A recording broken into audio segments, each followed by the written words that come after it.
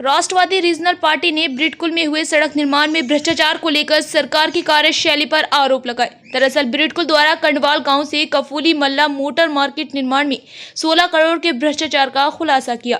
PWD सचिव पंकज पांडे को पत्र देकर इस पर कार्रवाई करने की मांग की है।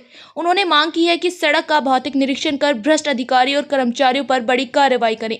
पार्टी के अध्यक्ष ने बताया कि प्रधानमंत्री ग्राम विकास सड़क योजना के तहत कई ठेकेदारों को सड़क बनाने के लिए पूरा पैसा दिया जा चुका, लेकिन कार्य अभी तक 50% भी नहीं हुआ। उन्होंने सरकार को चेतावनी दी, अगर उनकी मांग जल्द से जल्द पूरी नहीं होती तो वह उग्र आंदोलन करेंगे।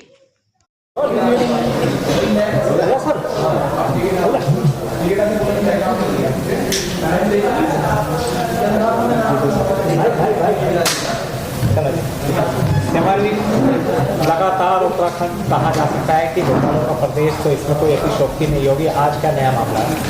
आज का जो बड़ा मामला है ग्रामीण सड़कों का जो मामला है, घोटाला है। बाकायदा रिप्रेजेंटेशन ऑफ पीएमजीएसवाई वर्क्स है। ये बाकायदा ब्रिडकुल ने और पीडब्ल्यूडी ने इसका ऑडिट किया है और ग्रामीण सड़कें जो मुख्य सड़कों को गांव से जोड़ती हैं उन सड़कों का ये ऑडिट है। इसमें आप पूरी सरकार ही खुद बता रही है, जो डिपार्टमेंट है ये खुद इसमें स्वीकार कर रहा है कि लगभग 67 प्रोजेक्ट्स में से 20 प्रोजेक्ट ऐसे हैं जिसमें 100% पेमेंट हो गया है, लेकिन काम अभी तक अधूरे पड़े हैं। इसको लेकर के हमने कंडवाल गांव से कफूली मल्ला स्टेज 1 स्टेज 2 का एक मामला उठाया है और इसके लिए हमने जो सचिव पीडब्ल्यूडी हैं पंकज कुमार पांडे जी, उनको कार्रवाई के लिए पत्र लिखा है।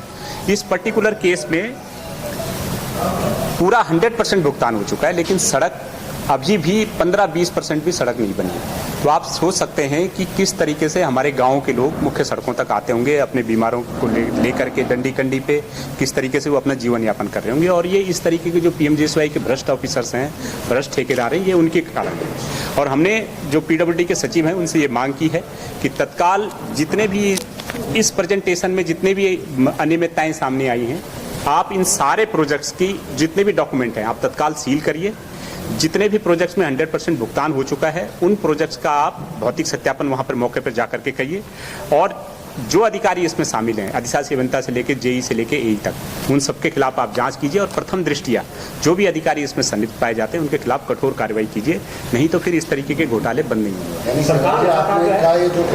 ऑडिट रिपोर्ट में भी घोटाला है, बिल्कुल बाकायदा ये प्रेजेंटेशन है, प्रेजेंटेशन ऑफ पीएमजीएसवाई वर्क है। इसमें आप लगा लो कि अधिकारी पिछले कई सालों से लगातार शासन को रिपोर्ट भेज रहे हैं कि साहब सड़क पूरी बन गई है।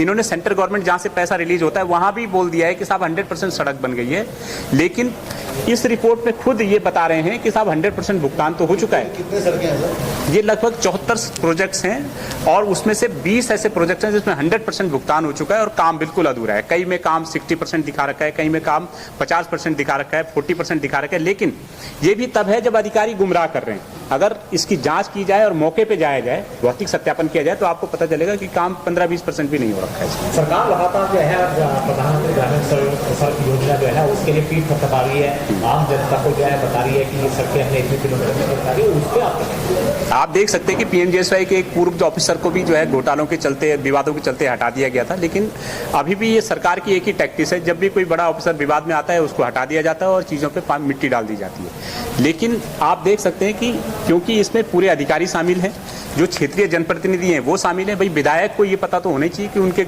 विधानसभा क्षेत्र में जो गांव के लिए सड़क जा रही है उसकी क्या हालत है, उसमें भुगतान कितना हुआ। मुझे नहीं लगता कि विधायक को इसकी जानकारी नहीं होगी कि 100% भुगतान हो चुका है 1 साल पहले।